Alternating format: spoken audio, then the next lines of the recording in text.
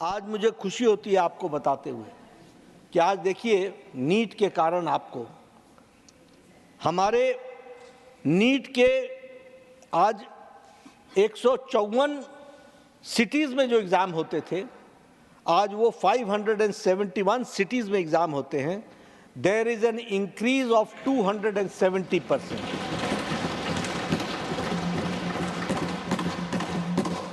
उसी तरीके से एक ही शहर में जो सेंटर्स होते हैं, उस सेंटर्स में पहले 2546 से हमने यात्रा शुरू की थी 2019 में, and today the increase is 4750 centres which comes to 86.6%।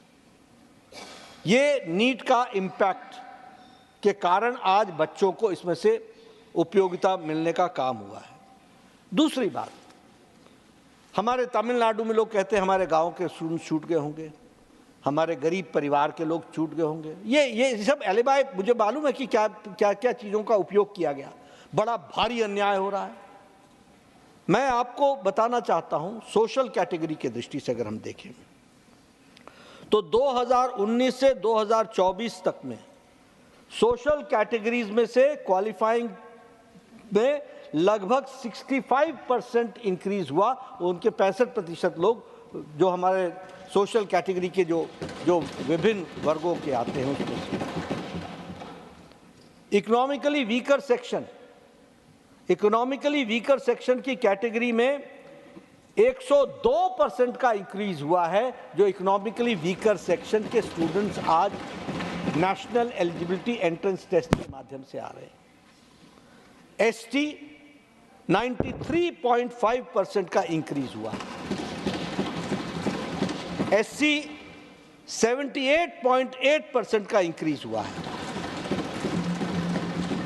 और ओबीसी, मुझे करेक्ट कर दीजिएगा, ओबीसी कैटेगरी हमारी सरकार के दौरान जोड़ा गया। Am I correct? OBC, again people claim to be champions of OBC, but the real champion is Prime Minister Narendra Modi, who has taken care. And OBC का 65% representation बढ़ा है, 65% का representation हुआ है। मैं यहाँ ये भी बताना चाहूँगा, जो हमको समझ लेना चाहिए कि मैं स्वास्थ्य मंत्री था, प्रधानमंत्री मोदी जी ने कहा कि आप रीजनल एस्पिरेशंस को एड्रेस करो, और नेशनल एलिजिबिलिटी एंट्रेंस टेस्ट में हम लोगों ने पहली बार मलयालम, तेलुगु, तमिल और कन्नड़, इसमें हमने एलिजिबिलिटी टेस्ट को शुरू किया।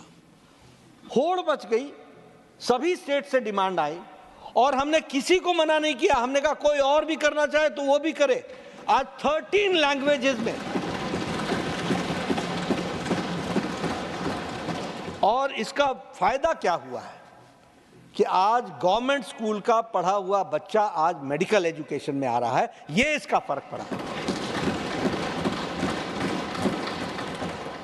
मेडिकल एजुकेशन तो हैड बिकम ए प्रिविलेज।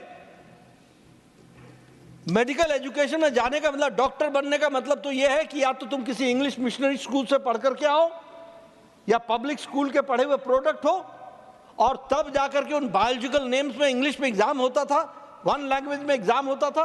और अगर आप कहीं भगवान की दया से कोई बहुत ही मेधाशाली विद्यार्थी हुए तो आप कहीं compete कर गए तो कर गए, नहीं तो यह एक ही सेक्शन ऑफ द सोसाइटी को रिप्रेजेंट करता था। आज 13 लैंग्वेजेस में मेडिकल एलिजिबिलिटी एंट्रेंस टेस्ट के कारण आज केरल का, तमिल का, हमारे उड़ीसा का आदिवासी बच्चा, हमारे गुजरात का कोई आदिवासी बच्चा, हमारे कोई दूर दराज के इलाके महाराष्ट्र के गढ़चिरौली का बच्चा आज मेडिकल एजुकेशन में इसलिए आ रहा है कि अपनी भाषा में वो मेडिकल का एग्जामिनेशन दे रहा है।